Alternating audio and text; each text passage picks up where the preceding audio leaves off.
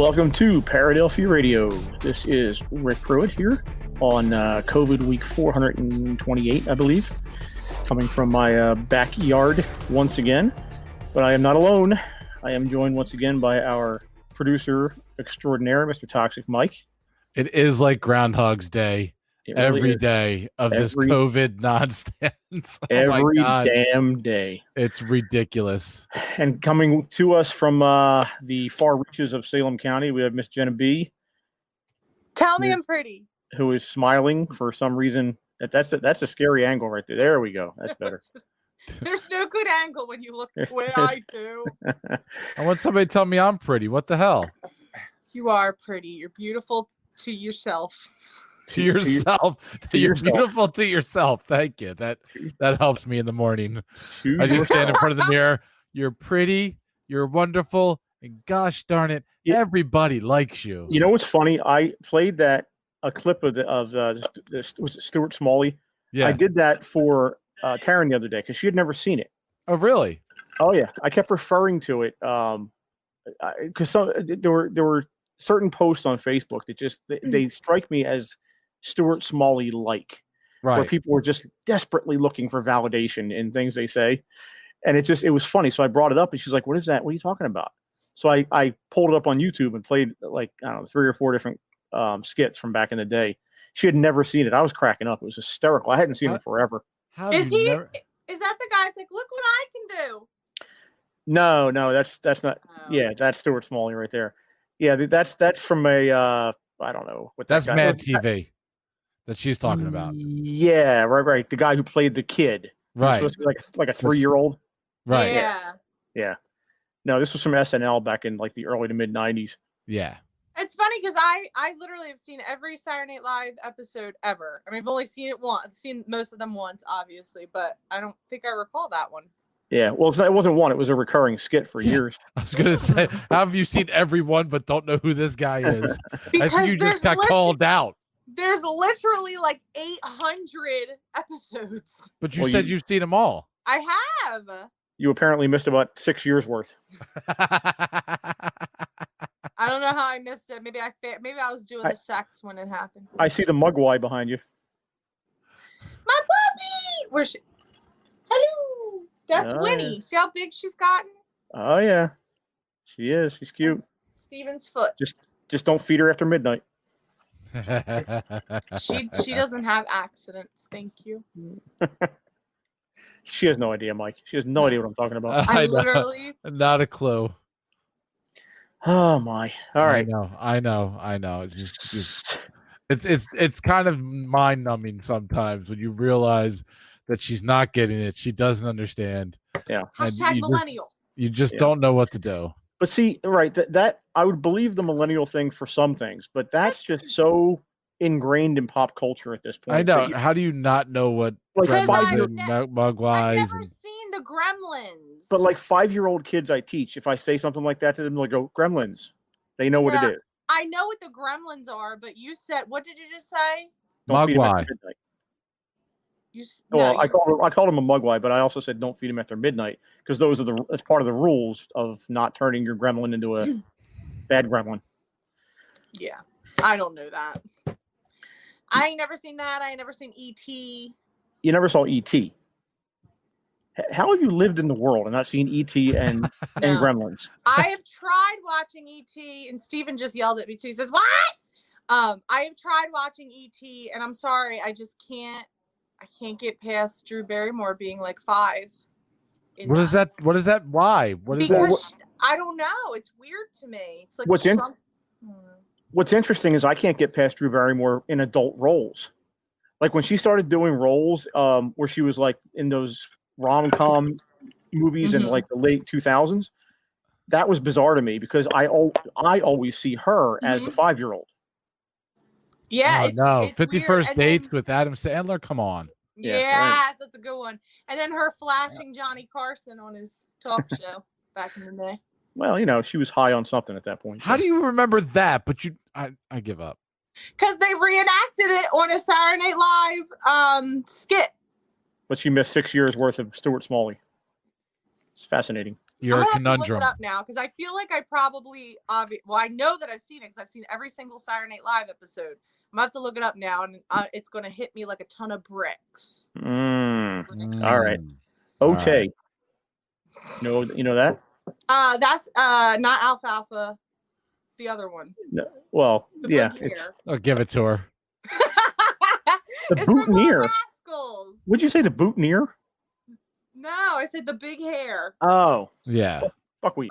Mushmouth. No, that's not it. Buckwheat. Buckwheat. No, something like that. Anyway. You might think this was an SNL episode, but it is really not. I wish. I swear it is not. So we have a lot to get to tonight. So the topic for tonight we're going to talk about in a little while is remote viewing. It's something we've kind of touched on in various contexts throughout the years on the show, but I don't believe we've actually ever done an actual full-fledged show on the topic. So tonight we're going to talk about it, kind of go into the history of it, some interesting facts about how the U.S. government was involved in operations to basically use remote viewing as a weapon during the Cold War. And then we're going to start to dig into our own kind of gonzo journalism sort of thing that we're doing, because about 2 or 3 weeks ago now, I guess, I sent out a link to everybody on the crew to a site where you could actually do a remote viewing test. There were 10 questions per se, 10 options or chances to do a remote viewing. And Jen and sitting with her there, we can't see him on screen right now, is her friend Stephen. Say hi, Steve. Hey, y'all. Hey, Steve. You can pop your face in the camera. It's all right. There, it's not quite your face. There you go. Hey. There you go. So they did. Well, we all did it, but they're going to talk about their experiences tonight. And like I was saying before the show, this is kind of a big, not a big topic per se, but it's a lot of people to talk to. So we're going to do the other half of the crew next week. We'll get into what their results were.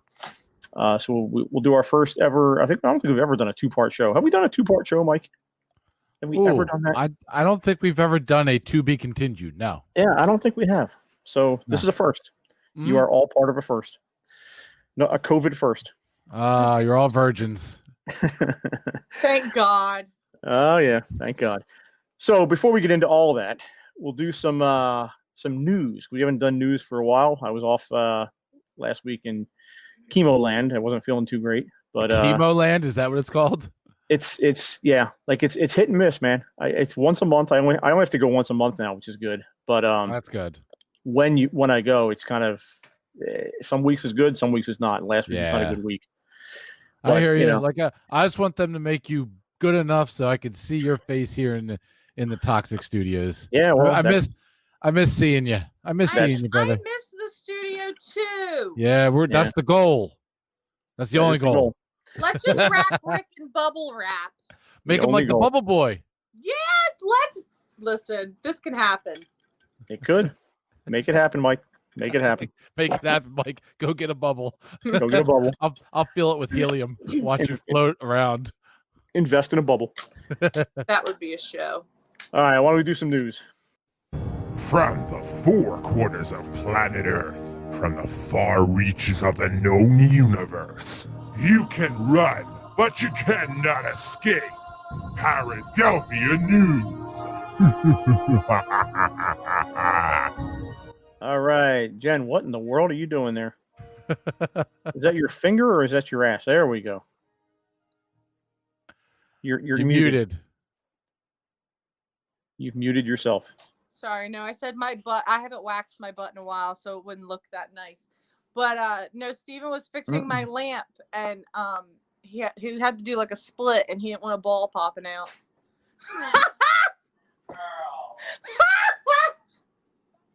Nobody wants that. I would have enjoyed it. Anyway, let's jump off that diving board real fast. So the first story tonight is it's about, well, y'all have been watching the Marvel superhero movies over the last 10 or 15 years. Mm-hmm. So it seems like some of those features, some of those attributes are eventually going to work their way into people for real. So this is a story about one of those situations.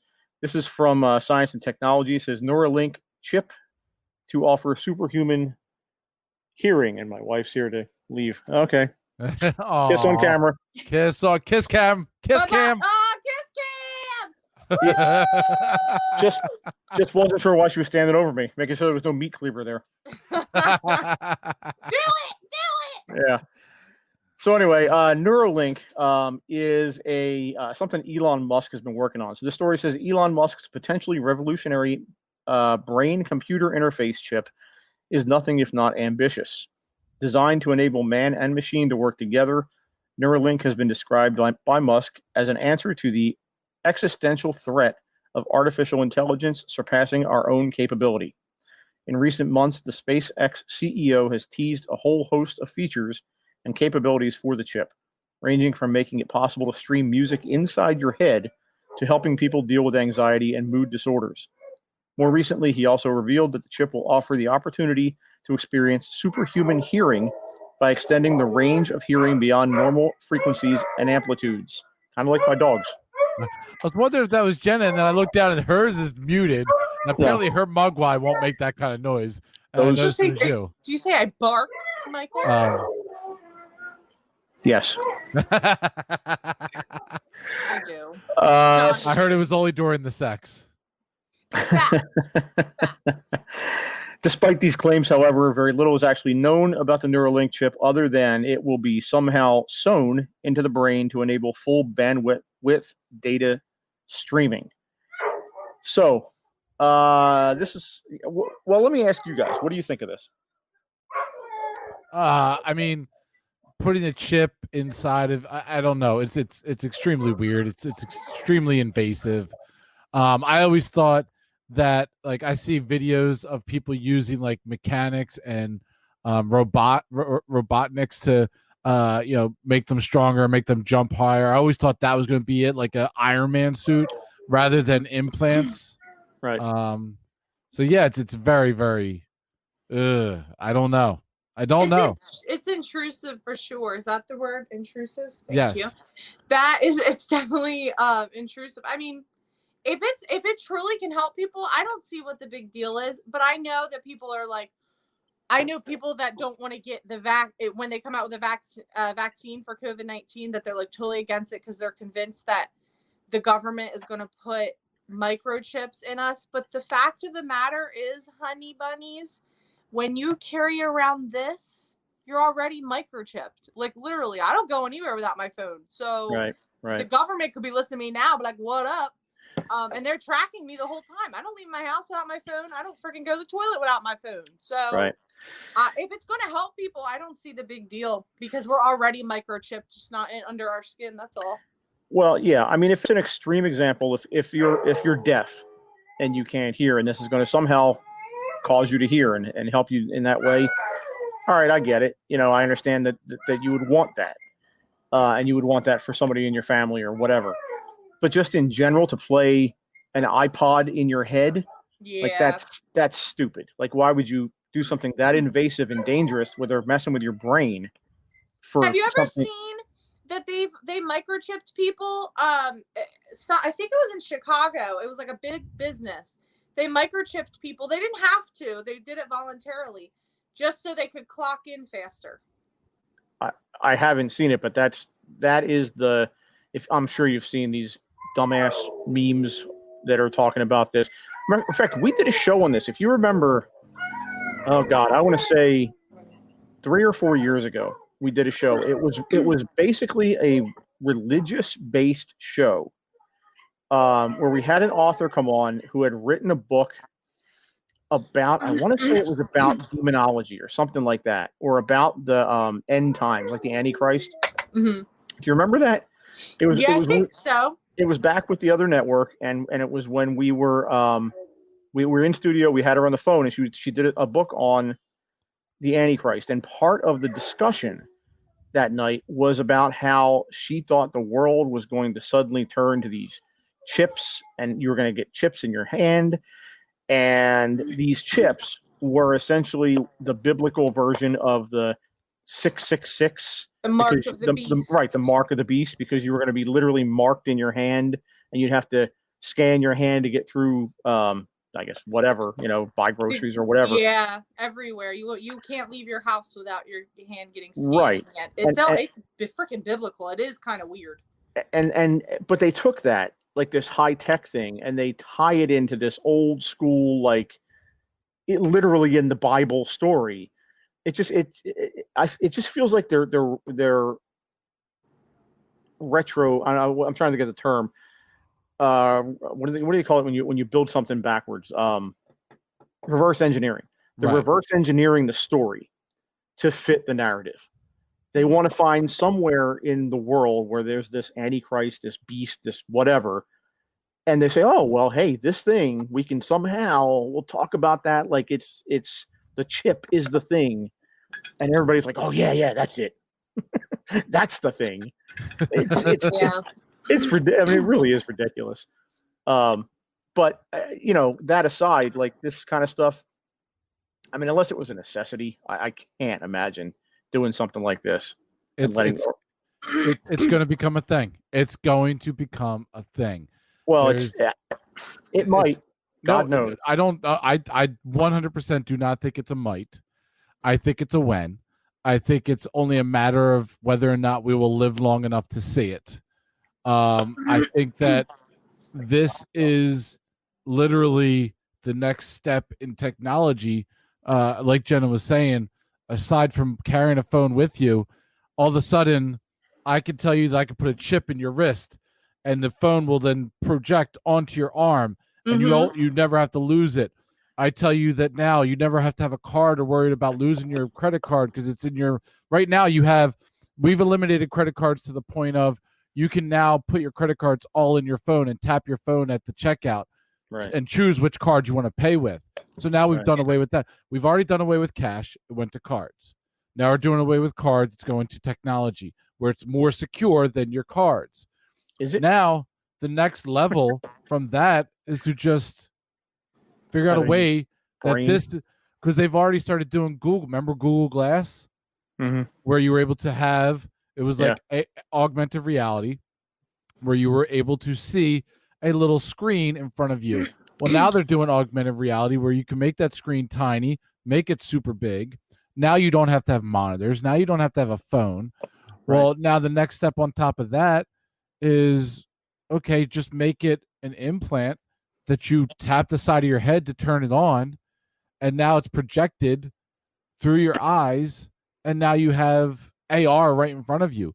You have no need for having computers, monitors in your house. You have no need for having TVs. It's all projected in front of you for how big you want it, how clear you want it, whatever channel you want to watch.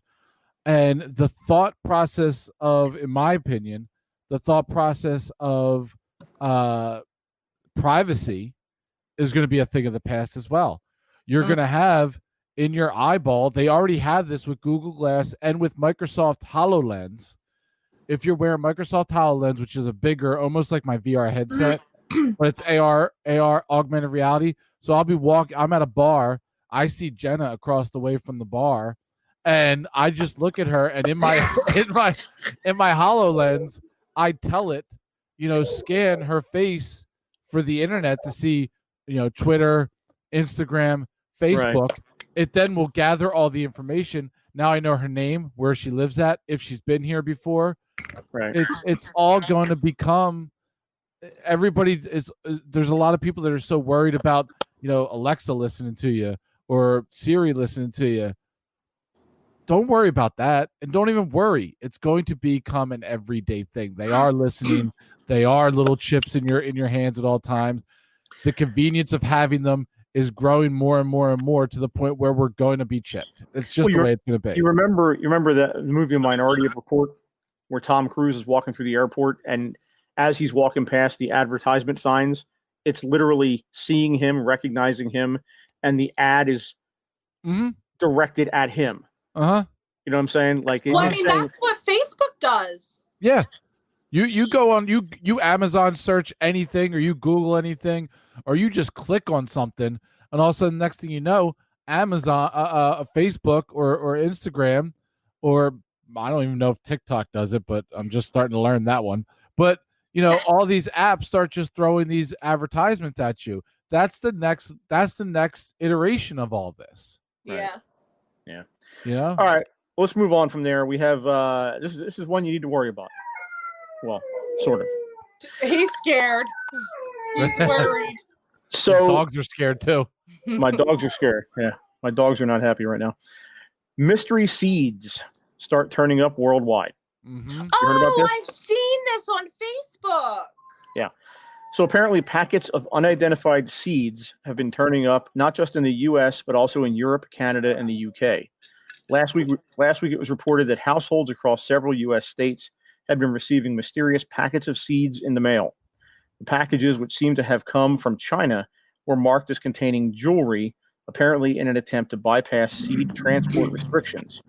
Since then, it's been revealed that the mysterious seed packets have been turning up in other countries too, such as Canada, New Zealand, and the UK, and international authorities are now attempting to determine who might be responsible. And we actually have, I believe, if we have it, Mike, a clip of a news story on this.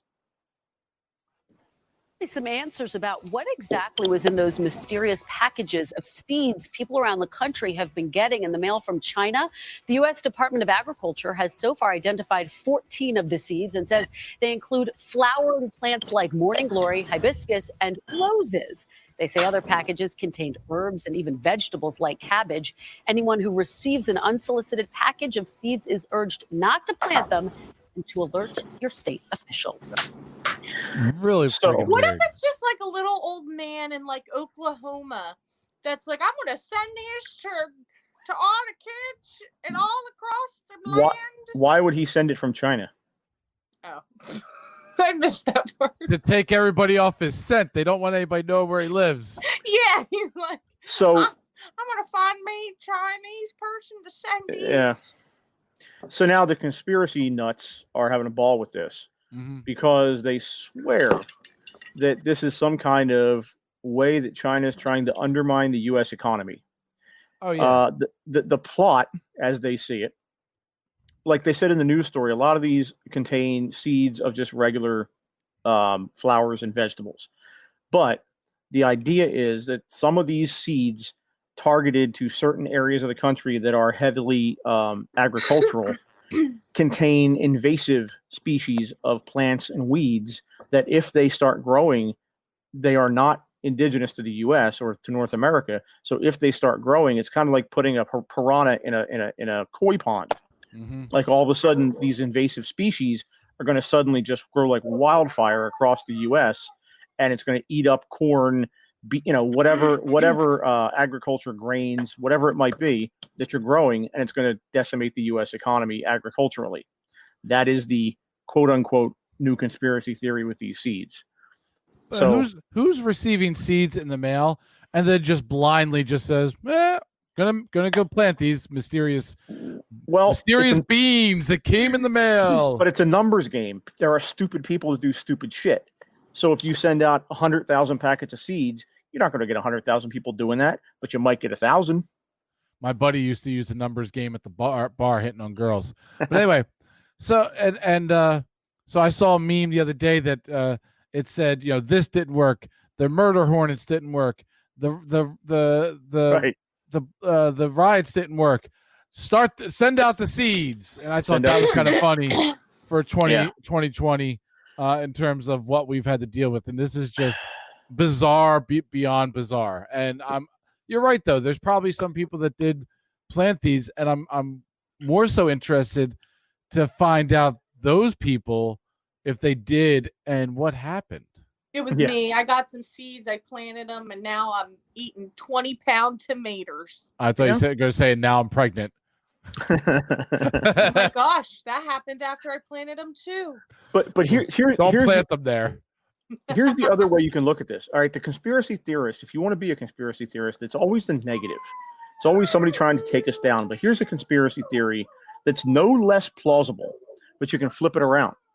Let's say that this is some kind of a scientist that made these seeds in a lab, and these are like seeds that will produce gigantic yields of crops.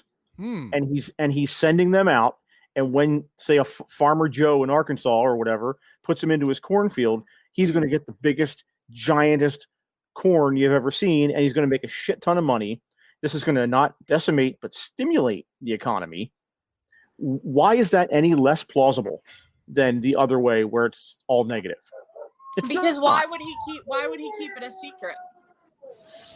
Maybe he can't get U.S. Funding. Maybe he can't get. Maybe it's not testable. Maybe he didn't get approval from the government, but he knows it works.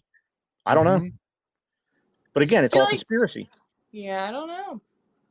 Yeah, interesting. Dun, dun, dun. All right, so we're gonna move on from seeds to Bigfoot.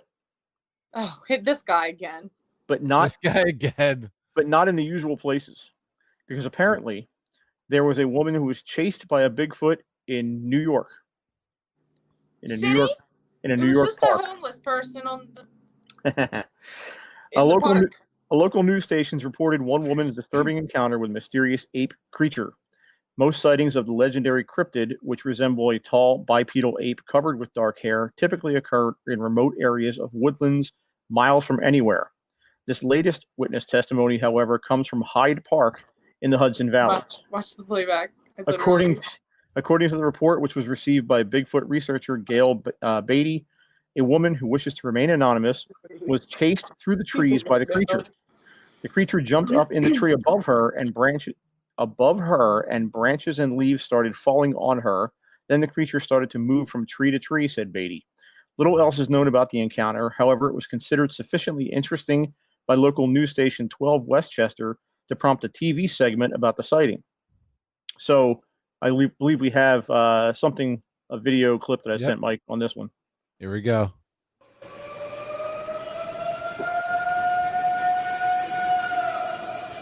That, some claim, is the loud, ear-aching sound of the creature known as Bigfoot. This is one from Hyde Park, New York. Gail Beatty, the Hudson Valley's lead researcher of Bigfoot, says a woman, she estimates it at between 6 and 7 feet tall, told her she had a violent encounter with the mysterious creature on July 2nd in Hyde Park. This huge creature came running towards her. She heard the bushes were parting, and she heard these heavy footsteps. And then the creature jumped up in the tree above her, and branches and leaves started falling on her, and then the creature started to move from tree to tree. She said it was terrifying. Beatty's team and others have submitted photos like this: large footprints found in parts of the Hudson Valley, large hairy figures in the distance, and videos capturing this mysterious sound. Pumpkin please. After hearing all this, do you believe in Bigfoot? Let us know on our Facebook page for News 12. I'm Samantha. So that's crazy. I mean, again, we haven't touched Bigfoot too much. I mentioned this a couple weeks ago because it was one of those topics like UFOs that I thought was kind of cliche when I started the show. But we have dealt with it a couple times, and it is interesting. If you look into there's actually a podcast if you guys are interested in a really good in-depth kind of a deep dive into that topic. It's called Sasquatch Tracks. Really? It's done by a guy named Micah Hanks, who's a paranormal researcher out of North Carolina. He's got his hands in a lot of different things. He's very well known in the paranormal community. He has, I think, 5 or 6 different podcasts about different topics. This is one of them, and it's really interesting because he gets guys on there like scientists who have looked into this. This isn't just him interviewing some yokel from the mountains. This is him talking to scientists who've gone out there and done field work and done research. And the stuff they found has been really interesting. I tend to believe it. I don't know exactly what it is, where it comes from, where it goes, but I don't think all these people were lying either. I think there's something going on. A bear, something. I don't know. I again, this whole thing of Bigfoot, I just picture Harry and the Hendersons every time I see somebody showing off a Bigfoot. No, but here's the thing. So Hudson Valley is right across the river from the boroughs of New York City, okay. Stuff. Hudson Valley is Sleepy Hollow is in Hudson Valley, and that's not far from here. It's only like 2 hours. And I don't know. I've been there several times. John and I go there. We try to go in October because they do like really cool events. But anyway, and there's like there's really like woods, a lot of woods there, but there's not that. I feel like if Sasquatch is gonna be around, he ain't gonna be like just across the river from New York City. It was probably some like wacko. You're thinking of that in those terms because you're thinking of an actual flesh and blood creature. Well, what do you think it is? A ghost? Interdimensional creature. Could be an interdimensional situation. It could be a ghost. I don't know. I mean, I don't know what it is. The ghost of Sasquatch. I want to know why nobody pointed out the fact that we've got Carol effing Baskin on the screen. that bitch. That bitch is now getting in on the Sasquatch game, and it's pissing me off. You know, I've never actually seen that show. Whacked him. I didn't see it either, but I just watched the TikToks about it. Neither one of you have watched Tiger King. I am appalled and a little bit offended. I'm going away. Goodbye. Thank God. That's all we have to say. I've heard everyone talk about it, and it sounds like I would want to throw my fucking foot at the shoe at the screen. Like I just don't. You would, but you would enjoy it. You'd be a fan of Joe Exotic, and you would like the cats. Yeah, well, Taryn would like the cats. Yeah. Speaking of cats, well, not cats, but dogs, sort of. Wolves. The next story takes us to Mexico, where they apparently are having quite the problem with, of all things, werewolves. Mexico, that they have a plague of werewolves? It appears to be the case, yes. Okay. Oh, werewolves, Twilight. I'm reading that book. Sorry. Spate of werewolf sightings reported in Mexico. Residents of Coita in in the Mexican state of Chiapas have been reporting sightings of large wolf-like creatures. Stories of the so-called werewolf, which has been described as being 2 meters tall, highly agile, have been circulating in the local press, as well as on social media, where several people have posted stories and even photographs reportedly showing footprints and claw marks left by the creature. According to reports, the mysterious beast has been heard walking across rooftops, and some residents have even fallen out over whether it should be protected or eliminated. That is a weird phrase right there. That is a weird phrase. They all can't be winners. Yeah. There have also been reports of gunshots at night prompting a local investigation. One pastor has asked residents to place candles outside their home to help calm things down. I don't know why that would calm things down. For the second straight night, they do not sleep, wrote Twitter user Solzenatano. This time, the media and reporters reported shooting into the air from homes, and people hear loud wailing and howling. But could there really be a werewolf roaming the streets of southern Mexico? According to psychotherapist Dolce Bonifaz, the most likely explanation is collective hysteria, exacerbated by coronavirus pandemic's lockdown. It's easier to be afraid of something you know compared to something you do not know. Bonifaz maintains that this collective panic could be projecting itself in the form of this mythical creature. So I get it. It's possible. It's probably likely that's the case. But again, we had the crypto guru on, Ron Murphy, about 2 months ago, talking all about werewolves. And the stories he told, I mean, he's done some research on the topic, and I don't know what's going on down in Mexico, but in general, kind of like the Bigfoot situation. Like I can't imagine everyone's lying all the time. But that doesn't make any sense. What was what was it called? Jesus is amazing. Hallelujah. No, but while he was on, we also brought up the whole werewolf syndrome. That right. I'll show some pictures right now for everybody who's watching. Yeah. Which this obviously, if you've got a taller man who comes down with this in any way, shape, or form, there you've got your Bigfoot. But also, if you've got somebody who's drunk and angry, there you got your werewolf. That's true. but they haven't seen it. See, that's the thing is that about these reports, it didn't say they literally saw anything except scratch marks and they heard noises. Oh, then they just went to a nail salon and they just had huge nails. But but then again, noises and stuff like that.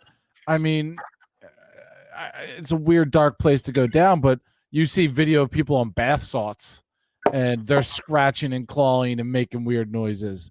I'm just trying to give a counterbalance to what is being projected. Now, these are just ways. It's like me watching an Eagles game. Right, exactly. It's just. R.I.P. I'm trying to just give out. What's up, Chuck? I'm trying to give out, examples of what this could be. Right. Now, could it be werewolves legitimately? My logical brain says no, but I can't be absolutely sure. I am all for werewolves are real. And what are those people what do they call people that can like transform into animals? They're called something. Animorph. Skinwalkers. I don't know. I thought it was an animorph or something like that. But anyway, that might be the technical name, but yeah. Skinwalkers. Yeah.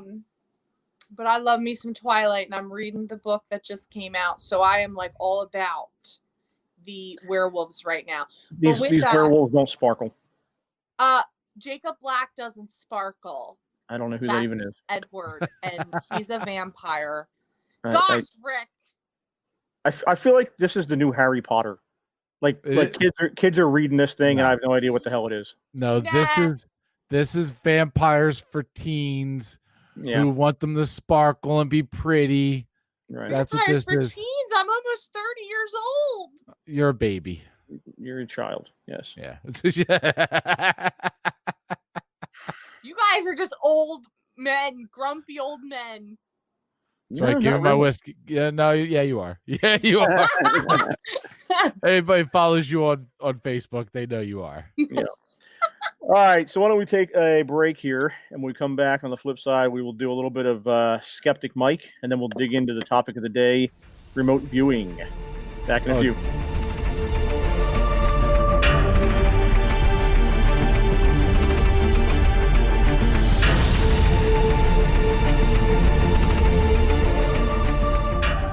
All right, we are back on Paradelphia on Toxic Radio. Jen, you with us? You're muted. You're still muted. Sorry, I have no excuse. You have no excuse. All right. So before we get into the topic of the day, which is remote viewing, we're going to do something we haven't done for a few weeks. Mike, are you ready for this? Have you got your mental capacity going? Because we're going to do. My mental capacity is fried. Too bad. Like no other. Too bad. Suck it up. You are SOL, baby. God, what are we doing? Some Skeptic Mike. All right. From the dank, mildew crypts far below Toxic Network Studio, it's Stump Skeptic Mike.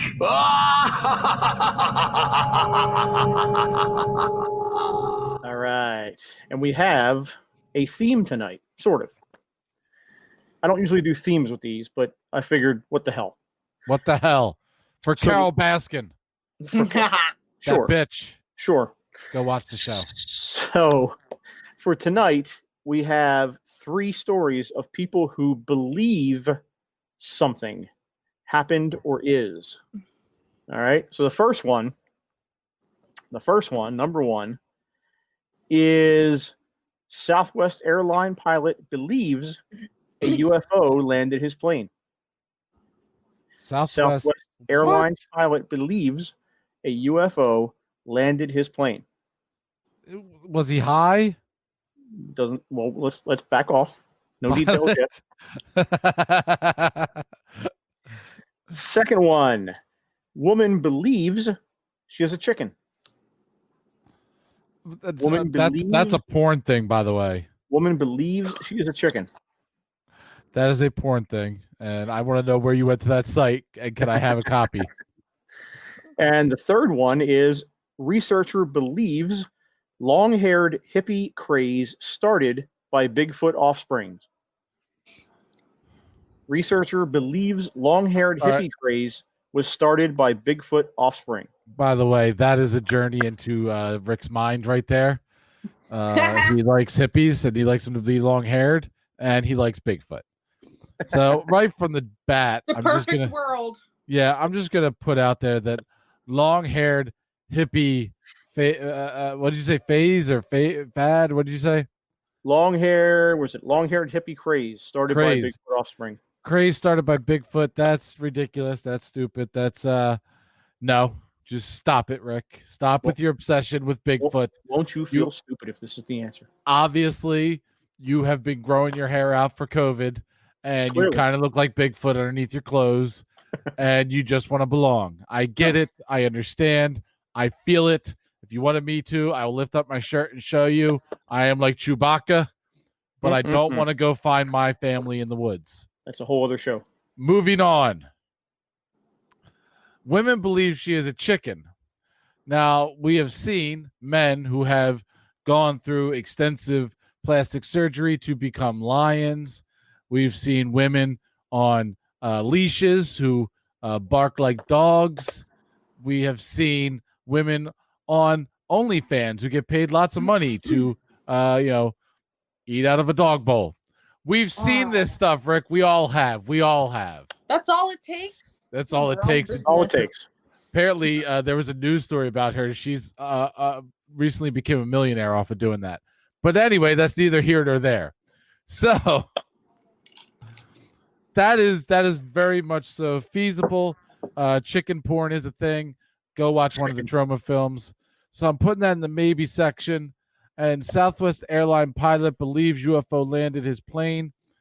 That sounds like a pilot who put his plane in autopilot and it landed, or like put on his auto landing or something to that effect, and forgot something like Airplane with the blow up doll that lands the plane. Exactly. Yeah. So that is feasible. But between the two, so I'm torn between the two. First off, again, the Bigfoot thing, and just no, stop. Just stop it. You friggin' weirdos. As I say, friggin' weirdos, I'm gonna go with woman believes she is a chicken. All right. So I will put your mind at ease by saying that the Bigfoot one is bullshit. Yes, it is, because you have a weird obsession. You need to stop it. I'm bringing you over clippers. I'm sure your wife would be happy with a little trim. So she does the little trim. She cut my hair about 2 weeks. Not 2 weeks, about 2 months ago. So she cut your toenails. What the heck? My hair, not my toenails. That's where I thought you were going with it. Why would you think that? Because he just said about toenails, and you said she does do a little trim. I didn't hear that. I didn't hear that part. Actually, I didn't say anything about toenails. I was talking about something else. Go ahead, continue. Wow. All right. So spicy edition. The Bigfoot one is bullshit. Yes. The other one that is bullshit is not the one about the chicken. What? Wow. Is not the one about the chicken. Which means you're right. What? Which means you're right. It's not the one about the chicken. I said the other one that is bullshit is not the one about the chicken. Oh, Jesus Christ. Rick, it's been a long day. Don't try and say these weird things in a weird way. You're zigging when you're supposed to zag. So yes, the woman believes she's a chicken. I win. What porn site?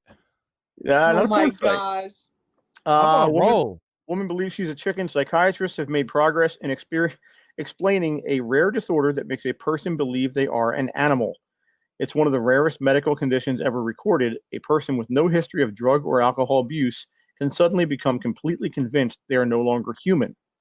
One of the best documented cases involves a 54-year-old woman from Belgium who inexplicably started to behave as though she were a chicken. Her brother discovered her outside in the garden, clucking, blowing out her cheeks, and crowing like a rooster. Uh-huh. When he took her to the hospital, she explained to doctors that she believed she was a chicken and described experiencing strange new sensations in her limbs. Her delusion later vanished following a seizure, and she now struggles to recall the incident. Now, according to a new paper, cases like this may have gone unreported for years. Only 56 cases have ever been documented, with sufferers reporting a wide variety of animal personas, including a lion, a hyena, a shark, a horse, a rabbit, a gerbil, and even a bee. A gerbil? The condition is thought to be linked to underlying depression and psychiatric disorders, such as schizophrenia and bipolar disorder. However, more research is clearly needed. Clinical zoanthropy, or the conviction of having turned into an animal, is a rare delusion. There are different views about its pathogens. This delusion can occur with an underlying psychiatric disorder, but it can also be secondary to structural or functional disorders of the brain. So, I have something right here that I want to add on to that, because you didn't mention the word otherkin, did you? The word what? Otherkin. Otherkin? So no. apparently this is the term that they use. So everybody watching, get used to the term otherkin. It's racist if you don't use it. So otherkin is a catch-all term for those who feel they are in whole or in part other than human in mind or spirit. That they may mean elves, dragons, or animals. A subcategory of otherkin known as spiritual I can't do that word. Therans are the ones who specifically feel they are known non-human animals in mind and spirit. It is a feeling and an identity much more than it is a belief. And there are a huge variety of different otherkins and beliefs as to why people are otherkin or theran. Otherkin are not pathological. They know their bodies are human. They might not like it, but they're fully aware of it. It's their minds and spirit which feel they are different. Okay. You know what that reminds me of? The dumbass furries.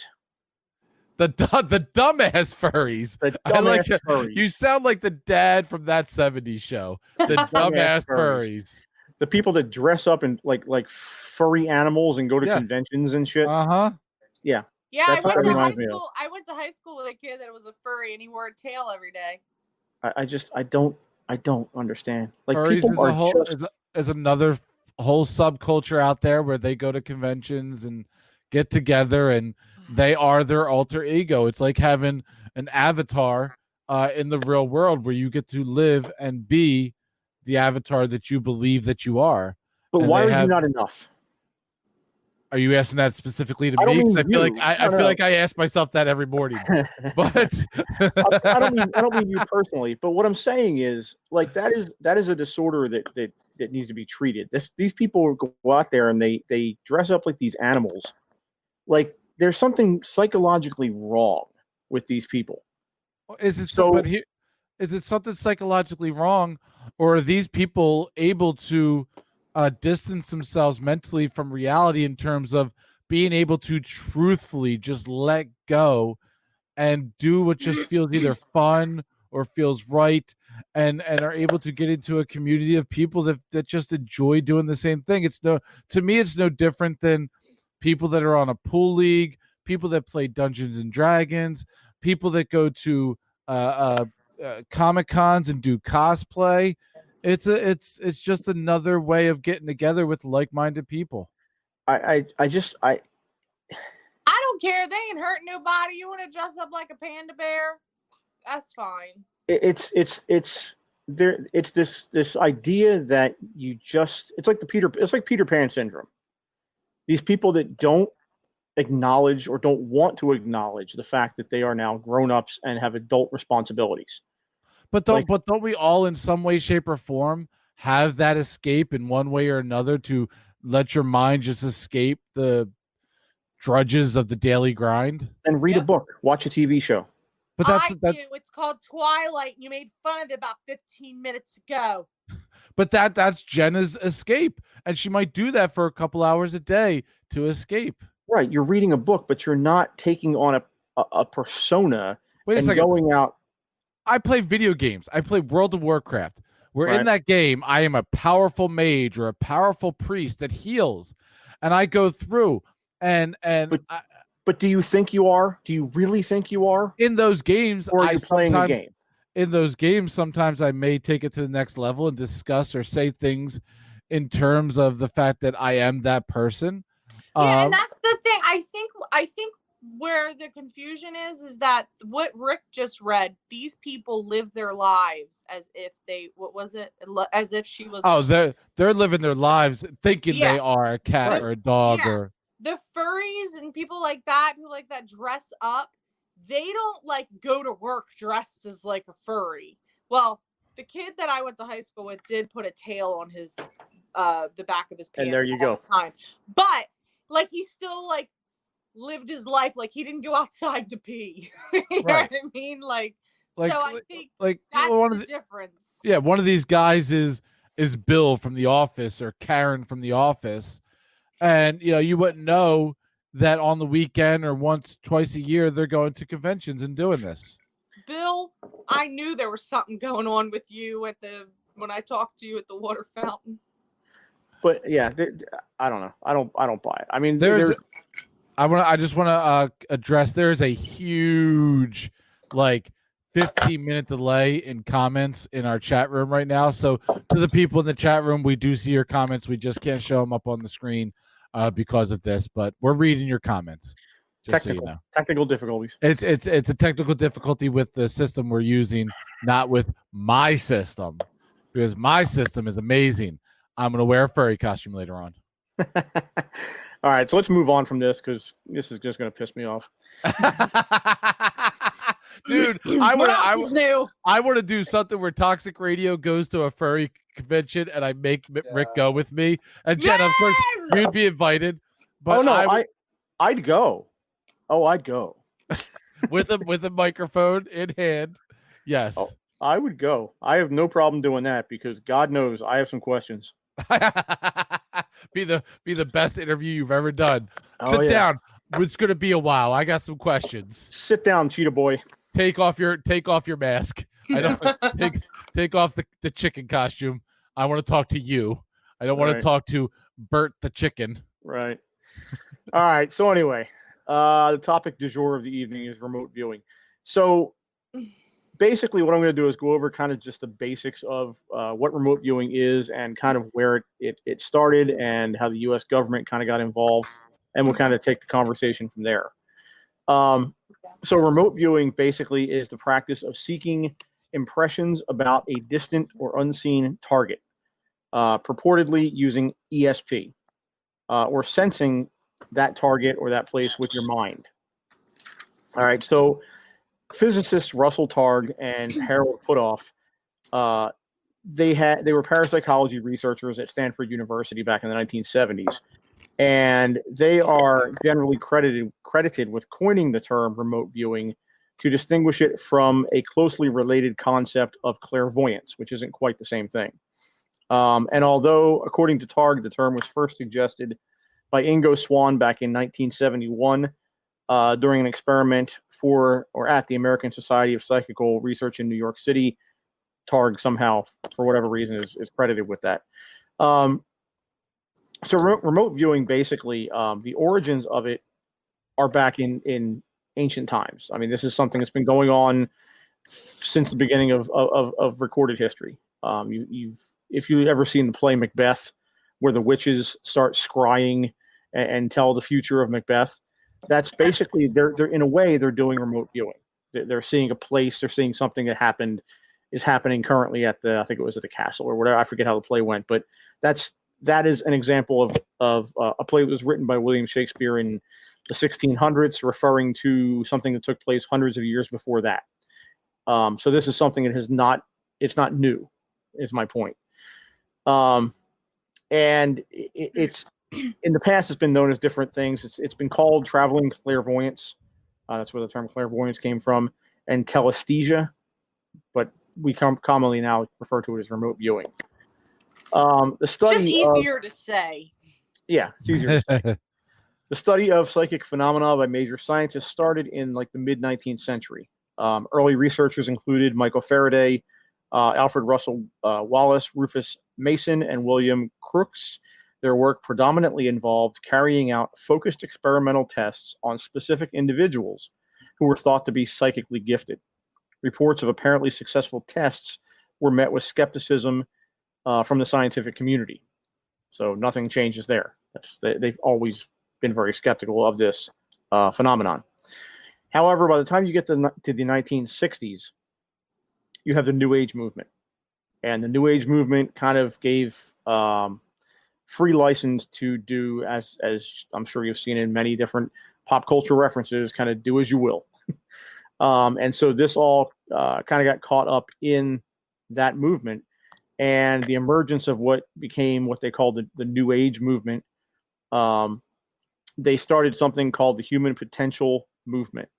And the Human Potential Movement was basically humans trying to do anything, basically anything. The idea that we didn't know what our capabilities were. And remote viewing, ESP, all that stuff was all part of that. So it kind of found a home in the counterculture of the 60s. And that's where all this really started in the modern age. So sort of a mini renaissance, a renewed public interest, not only in remote viewing, but in things like consciousness studies. And that led to many things that we talk about on the show, past life experiences, reincarnation, near-death experiences, all that stuff basically had a kickoff in the mid to late 60s with this new human potential movement where people just kind of, tried new things and they were honest about experiences that they may have been shouted down for in the past and things of that nature. So basically, because it became such a thing, it became such a movement, all of a sudden financing for these kind of tests and testing and research was slow to come, but it eventually came. And again, in the early 70s, people like Hal Puthoff and Russell Targ at Stanford, which obviously is a respected institution, started doing research on this topic, which was until then recently thought to be, crazy.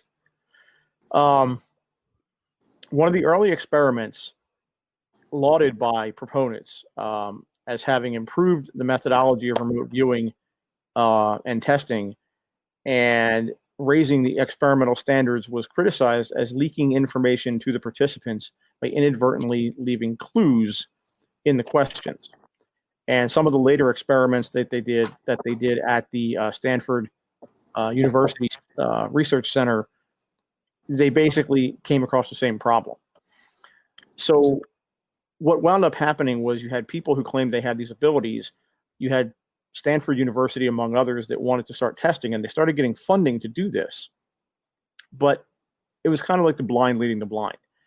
How do you test somebody for an ability that you don't really know how it works? If I say that I can lift 300 pounds with my pinky, well, that's a pretty easy test to put together. I either can do it or I can't do it. And any, 5-year-old would know how to set that test up. But if I tell you that I can remote view something, or I had a past life experience or something like that, those are very, very subjective topics and claims. And so it's really tough to set up parameters for testing on something that is so subjective. And that's what they kind of ran into with this situation, was they set the test up. And, I would be curious. I haven't looked into it to see exactly what the questions were that they used and what the problem was with the questioning. What I'm getting as part of the story is that the questions that they used kind of gave away the targets, or the questions that they used basically alluded to previous targets which were related. So one of the previous targets might have been the Grand Canyon.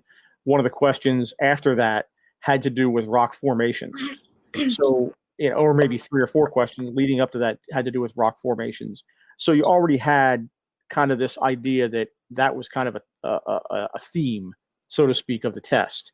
Now, that doesn't say you automatically are going to guess the Grand Canyon, but it could lead you to say, oh, rocks, hard surfaces, whatever, because you heard those questions. And that's the bias that's being claimed here. is that the questions weren't different enough as to be objectively either true or not true. Let me get back to my story here. I love when the phone shuts off. It's fun. So by 1995, basically, these tests have been going on for upwards of 20 years. And by 1995, the CIA got involved, and they hired the American Institutes for Research to perform a evaluation of the results generated by this thing called the Stargate Project that put together back in the 70s. Stargate Project was a code name for a secret U.S. Army unit established in 1978 at Fort Meade, Maryland, and by the Defense Intelligence Agency. All right. So they were putting together this unit to investigate the potential for psychic phenomena in military and domestic intelligence applications. The psychologist Ray Hyman said that even if the results from remote viewing experiments were reproducible under specific conditions, they would still not be a conclusive demonstration of the existence of psychic functioning. So 2 things to take away from this here. Number 1, the U.S. Military got involved. So for all the scoffing that was done for years and years and years, and the poo-pooing of things like remote viewing and things like consciousness studies, the U.S. government thought enough of it to get involved in it. And if you've ever watched, I don't know if you ever watched a movie from about 10 years ago called The Men Who Stare at Goats. You ever see that movie? The Men Who Stare at Goats? Yes. I've heard it. I didn't know. I never. I think saw Ethan it. Hawke, George Clooney's in it. Stephen Root is in it. Men Who Stare at Goats is basically, it's a loosely based movie on this project, on the Stargate Project. The people involved in the movie are supposedly involved in this secret U.S. Army unit that was put together to basically non-violently be able to attack the enemy. In other words, they would be able to attack the enemy via mind control, via remote viewing. They'd be able to find where, let's say, the enemy had bombs, IEDs hidden, or what they call them, IUDs, whatever they are. The bombs. An IUD is a birth control, Rick. Well, we need to know where you women are hiding them. All right. Yeah. What I'm trying to find out. The things that blow up in the road. I don't remember what they're called. That's what's really UD. Wait, I don't know. I don't know anymore. I'm pregnant, so I wouldn't know. So anyway, IED, improvised explosive device. There you go, IED. So wherever these were, they could remote view where they were and give a heads up. So things like that were being tested. The movie Men Who Stare at Goats, or the premise is that the people involved in that experiment are the main characters in that movie, and it's interesting. Even the movie is kind of it's interesting because they make the movie into a comedy. It's not a full comedy, but it's one of those it's kind of one of those dramatic comedies. It's not really a comedy, but there's enough lighthearted moments in it that it's not really that serious. And it's funny because any topic like this, you have to treat it like that, apparently. Like, God forbid you make a movie that's actually a legitimate, serious movie about a topic like this. They have to throw the comedy in there just to kind of take the edge off. To lighten the mood. Yes. So anyway, in 95, the CIA gets involved, and they reviewed the results generated by the Stargate Project.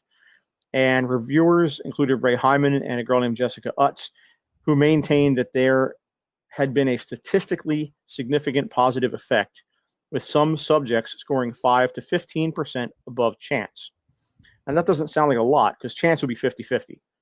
Flip a coin, heads or tails, 50-50. Right. But if you guess, so if you flip a coin 100 times, you should be able to guess correctly about 50 times and incorrectly about 50 times. Maybe 49, 51, but it should be right in there. On the next episode of Paradelphia, we will be trying this out. I want to. But if you get it correct, say 65 times or 60 times, it doesn't sound like a lot, but that is significant. That would be considered a significant result in any kind of study of psychic ability, because by chance, you shouldn't guess that high. You shouldn't get over more than 50, 51-ish%. But if you get that high, even if it was just 10%, even 15%, that would be a huge number. It doesn't have to be 95%. It can be something only 10 or so % above chance. So what happens if I get 95%? Then you are a super soldier. You are an X-Man. Wait. Will you 100% call me an X-Man if I get it that many? I'm legit here. If you flip a coin 100 times and you get it right 95 times, yeah, you need to call like the U.S. government and they got to do tests on you or something. Somebody get me a coin. So anyway, Hyman argued that Utt's conclusion that ESP had been proven to exist, quote, is premature, to say the least. Hyman said her findings had yet to be replicated independently and that more investigation would be necessary to legitimately claim the existence of paranormal functioning. Based upon both of their studies, which recommended a higher level of critical research and tighter controls, the CIA terminated the $20 million project in 1995. So even though the decision was not conclusive that this did not exist, they still terminated the project. So this is what, again, you deal with this in this show and with these topics all the time. Right. Nobody wants to deal with these topics. It's like your reputation takes a hit if you acknowledge that some of this stuff could be possible. And that's wait till you see the results of me and Steve. And we're going to get to that. We definitely want to see that or hear that.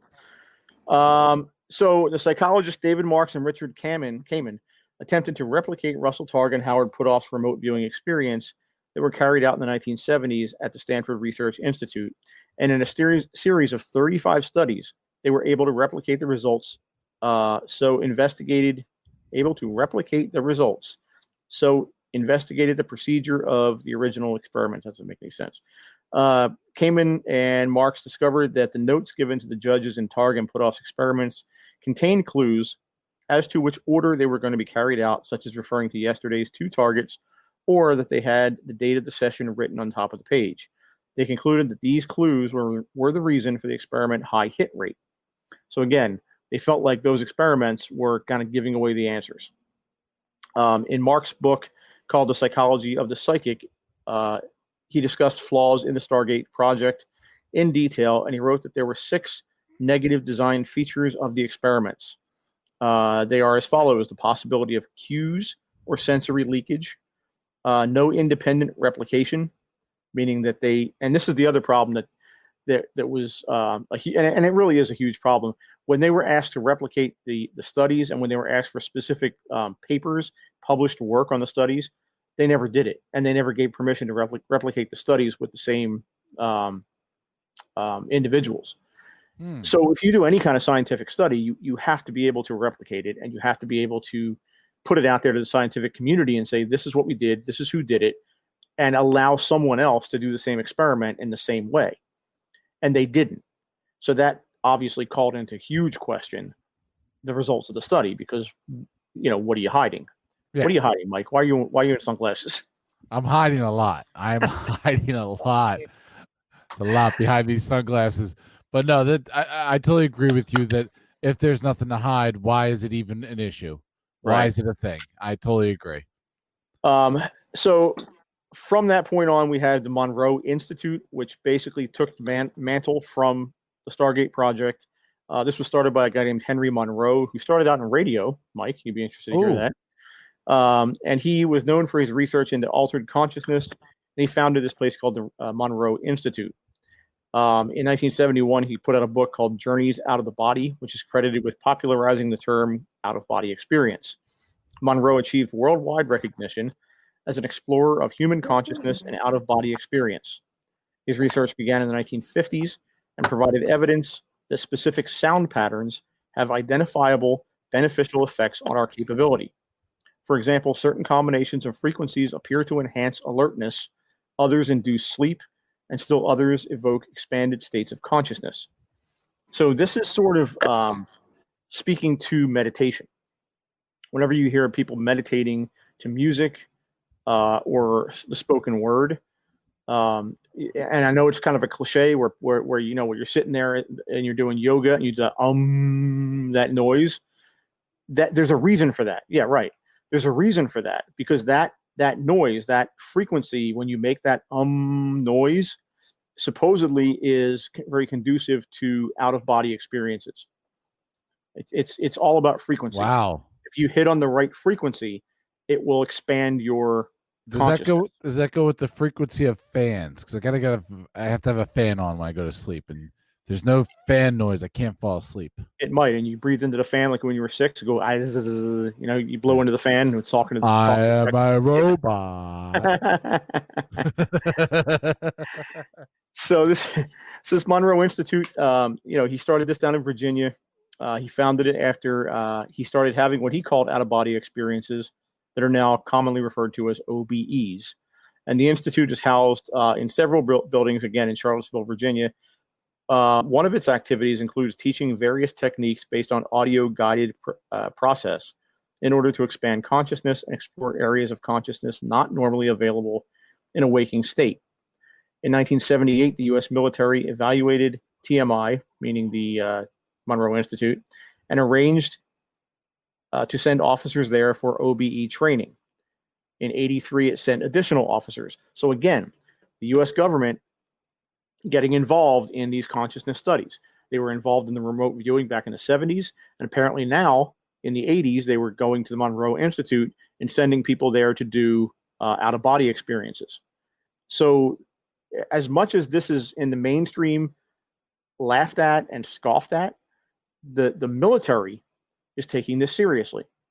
And I think part of the reason why the military is taking it seriously, or did take it seriously, at least at that time, is because the Russians, the Soviets, were also doing this. And it became one of those things where if they're doing it, we might not believe it, but on the off chance that it's true, it doesn't matter that, we're going to stand by our laurels and say we don't believe it. But if it's really true and they get a leg up on us, then we're screwed. Yeah, you'd rather not have somebody, get one up on you. Right. Mm-hmm. So that basically was the reason why they got involved. So that is kind of, I rambled on there for 15 minutes or so, but that was kind of the history of where this all started, what's been going on for the past 30 odd years. There really hasn't been a whole lot done with it, at least acknowledged to have been done with it over the past, say, 20, 25 years. Mm-hmm. Doesn't mean that's not happening. The U.S. government, I'm sure, is probably still involved in doing these studies, but we just don't know when, where, and how right now. If they were doing it back then, I guarantee you they didn't stop doing it. If they're looking into UFOs, they're looking into this kind of shit. Mm-hmm. So all that said, what has been said by many people is that everyone has this ability to some degree. Some people obviously have it more than others, but everyone supposedly has this ability. And so I wanted to do a little test and try and find out who among us, our little crew here, had, if they have psychic ability, how much they have, who had the most psychic ability. And so we had everybody do a test, which is basically an online test where there were 10, I'm going to call them questions, 10 targets that you could shoot for. And the way you're supposed to do this is you sit quietly, clear your mind of everything. All right. And there's a link that you click on and give yourself a few minutes and just clear your mind. And then whatever comes to you, whatever comes to your consciousness, speak it. If you want to, you could write it down. You could speak it into a recorder, whatever it might be. And it could be textures. It could be colors. It could be actual items, objects. It could be sounds. It could be music. It could be anything. But the idea is that if you have this ability, let's say that it was the Grand Canyon that was the target. You will have, if you are good at this, you will say things like rocks, a hole, a state in the West, echoes, maybe wind, things like that. You're not gonna go, oh, Grand Canyon, but you're gonna say things that are related in some way. You could go, yeah, that kind of paints the picture of what the target was. In the movie, the Men Who Stare at Goats, they do a test similar to this, where there's pictures in a locked container, and they say, you know, what is in G9 or whatever. And these guys are supposed to sit there and think, and then they're supposed to say what comes to their mind. And a couple of guys get it wrong, and the one guy says, a man sitting in a chair. So and it's only a little box, so you think, well, a man sitting in a chair? How can a man sitting in a chair be in there? They take out a picture of the Lincoln Memorial, which is Abraham Lincoln sitting in a chair. Right. Mm-hmm. So that's what we're talking about. He didn't say Lincoln Memorial. He said a man sitting in a chair, but clearly it was related. A man sitting in a chair. Right. So all that said, we had everyone do this, and tonight we're going to talk to Jen and Stephen about what the results of their tests were. So why don't you guys kind of take it from here and let us know how you did this and what you found. So we sat together and we had everything quiet. And so we opened. Do you have the pictures, Mike? Like, are you going to show them? Well, you don't want to do that because, yeah, just don't show the. You don't want to show the pictures because if anybody wants to take the test, I don't want to give away the answers. Okay, I see what you're saying. Well, you know what? It doesn't matter because you're going to talk about them anyway. What am I saying? Right. Well, I didn't write down exactly what each picture was. But like kind of what we found was, well, I don't know. Hold on a second. I'm sorry. I didn't know I was going to do this, but I feel like I need to like bring up the picture, but I'm not going to describe it in full detail. So let me just bring up each one really quick. Sorry. I think Stephen did better than I did but I feel like his responses were just like delayed a couple of pictures.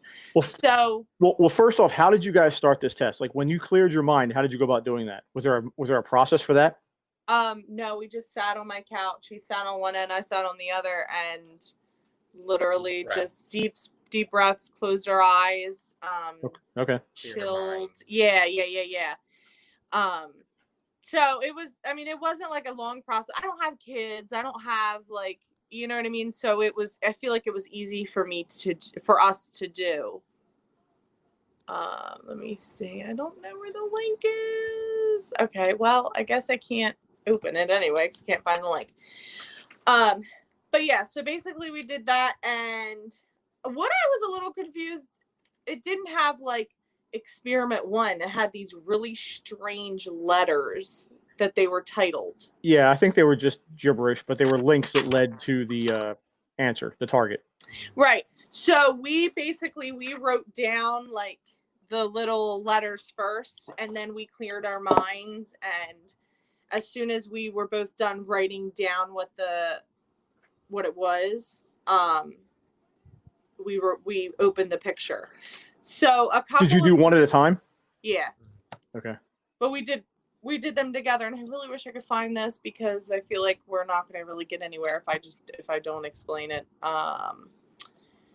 Here it is, remote viewing. Give me 1 second to bring it up. Start test. Okay, so the first one, like I said, I won't show it, but we had this come up, which is just like look, I'm doing Mike's job. I should be getting paid. It's just like the description of what to do and to relax and stuff. And then as soon as you write down or record it, it brings it up. So the first picture was like a person holding something that was floating. I said trees. There's no trees around. It's in the desert. What did you say, Steve? Shoes. So we were way off with that one, both of us. All right. The second one, I said guitar. Okay. And what did you say? I said triangle. He said triangle. This is a little strange because the picture was of a bunch of sailboats. Yeah, could be. Not sails. Like a triangle exactly, but were the sails triangular? Yeah. Okay. All right. Well, there you go. Yeah. I mean, see, that would be a hit. Yeah, exactly. And then the next one was, I said volcano. What did you say? Ladder. Steven said ladder. Now, it's not exactly a volcano. Well, right, but also I would consider that a hit because it's a mountain. It's a mountainous A mountain and it's red and it's got. I mean, considering these things could be anything in the world, the fact that you said volcano when it was a mountain, like that's pretty freaking close. Yeah, yeah. The next one I said stapler. Why? Actually, in my brain I had a picture of an office, and for some reason it's like I walked into that office and I looked at the stapler. What did you say, Steve? I said a hat. Steven said a hat. Neither of us were close. It was another sailboat, but like about to tip over in the ocean. So we didn't do a hit there. The next one was I said Go back to the one before. You said a hat. What did you say, Jen? The one before that, the sailboat. Stapler. Okay, so yeah, that may not be close, but I'm thinking sailboat tipping over, hat. You tip your hat. That might be stretching. That might be stretching it, but yeah. I didn't think about that. Yeah, we didn't think of that either because afterwards we just laughed like, what the heck? Yeah. Right, go on. The next one. Now, one of the things it said to do, like if you thought of a scent or if you just saw a random shape that wasn't even a shape, to draw it. So I drew this thing right here. Okay. What is that? Slice of pizza? Like a shark fin? Wish. No, in my brain, it was like I was looking down at a map or like an aerial view of a state. Okay. So I put a state. And then what did you say, Steve? I said a closet or a pantry. And this might be stretching it a little bit, but it was firefighters putting out a fire. It's not a house, so you can't tell what it is, but so. What was close? Yours or his? What are you saying? His. Just because like a pantry, maybe they're putting out a house fire start in the kitchen. I know, that's why I said it's a little bit of a stretch, but yeah, you don't know.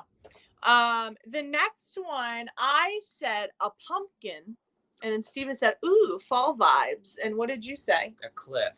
He said a cliff. Okay. And we weren't good at all. It was the only thing I could think of is like it's a road or it's like a road. Snowy road. Yeah. The next one, I said a tent, like camping outside. Mm-hmm. What did you say, Steve? I said necklace, but my previous one was cliff. Right. And then, so the one he said before necklace, which is what he said now, it was a cliff. That's what I mean. It was a little like, just almost like delayed, maybe. And here's the thing. Show that picture again. Hold on 1 second.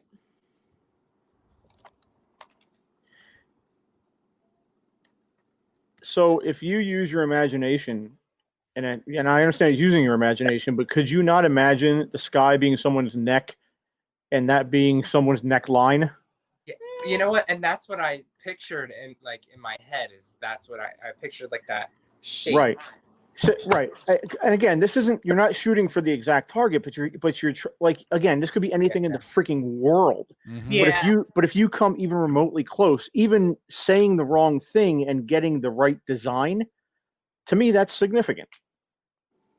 Yeah. The next one was a little bit funny because I was like, who picked this picture?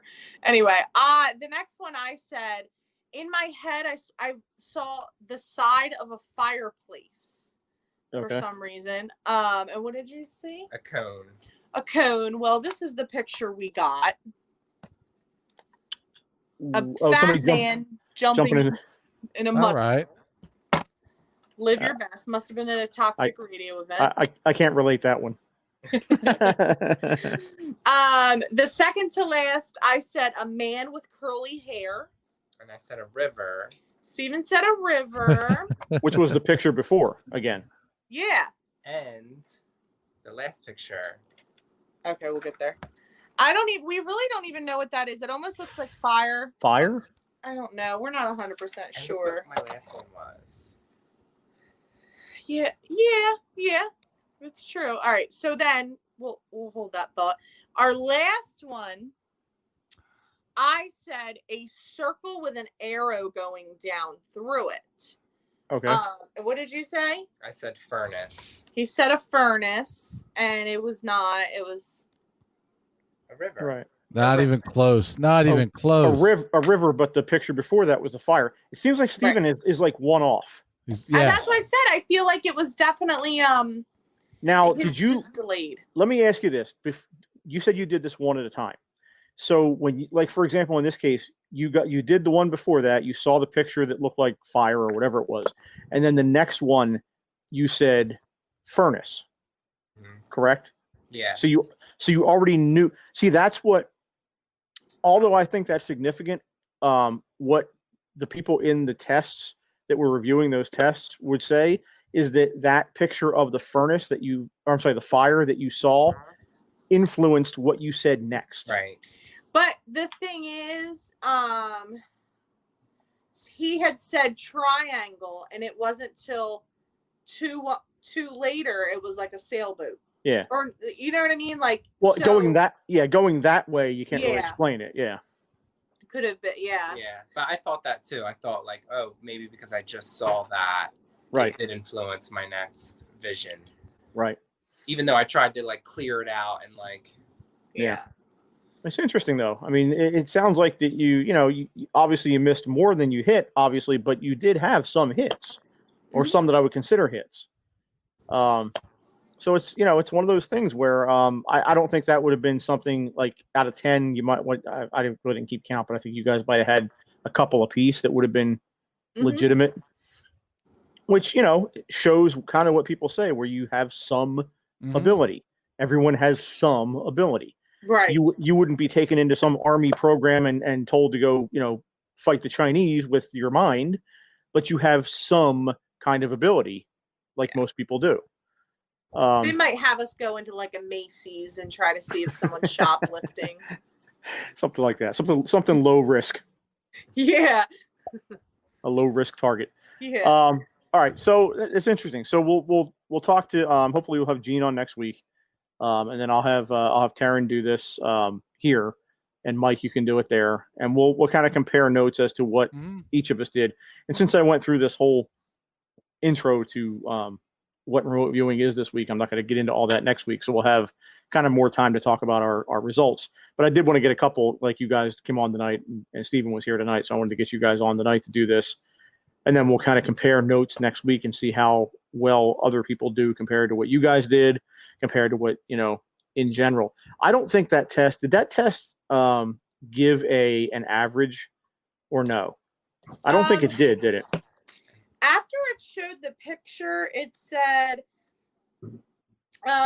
even experienced remote viewers are 33 to 80% accurate. Don't expect more of yourself. If you wrote or sketched 10 things and indicated four things about the target, you are at 40% accuracy for this target. That is very good. So I'm thinking that like you could do it both ways. You could do it one at a time, or you could just be like list 1, 2, 3, 4, 10. Like, I don't know.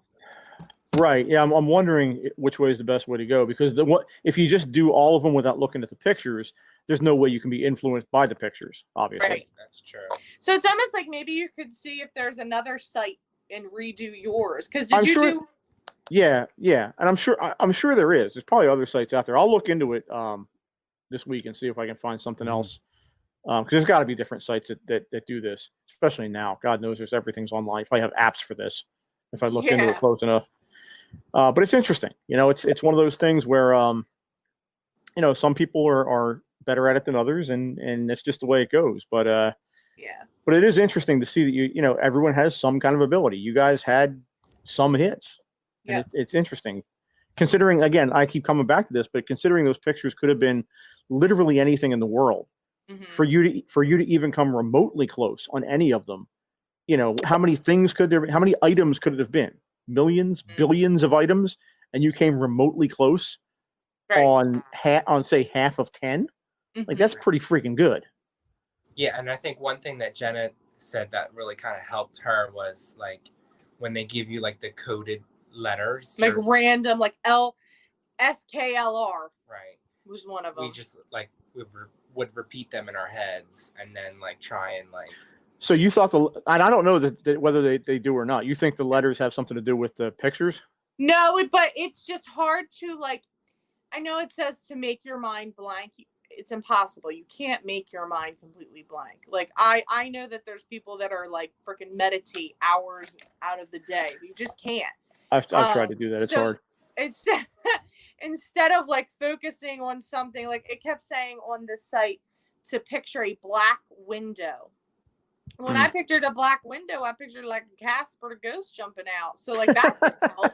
So I was like, let me focus on something that doesn't make any sense and see what comes to mind. So there was no like correlation of the letters MCSA, and I thought of trees, but it was the first thing that popped into my head.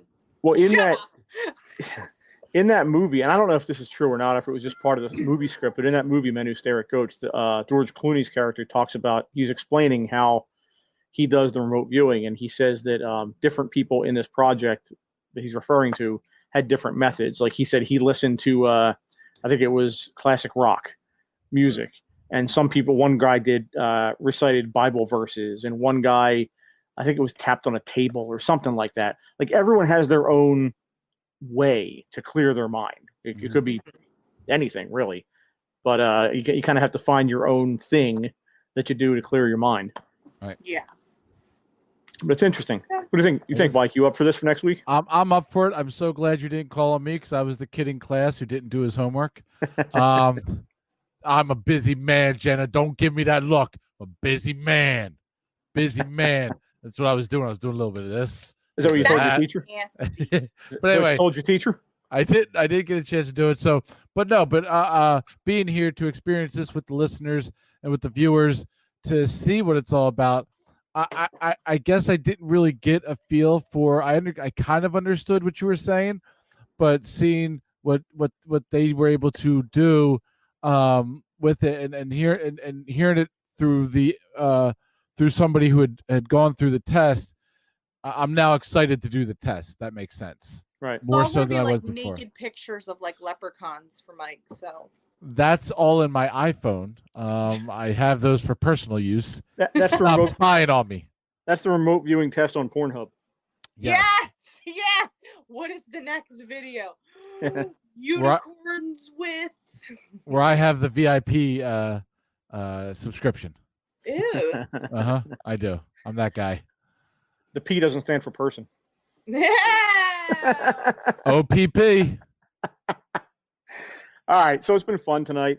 It's been interesting, and we'll like I said, we'll pick up part 2 of this episode next week, and we'll do a little bit more. We'll overview the remote viewing idea, and then we'll talk to Mike. Hopefully, I'll get Taryn to do the test, and I'll do mine, and we'll get Gene on, and we'll see how we all compare. There you go. Can't wait. So it's like a plan. All right, so I want to thank you guys for listening. Thanks to Stephen and Jennabee, and of course, Mr. Toxic Mike for participating. It's been a fun night, and you guys stay safe this week. We'll be back next week. We are Paradelphia, and we are out of here.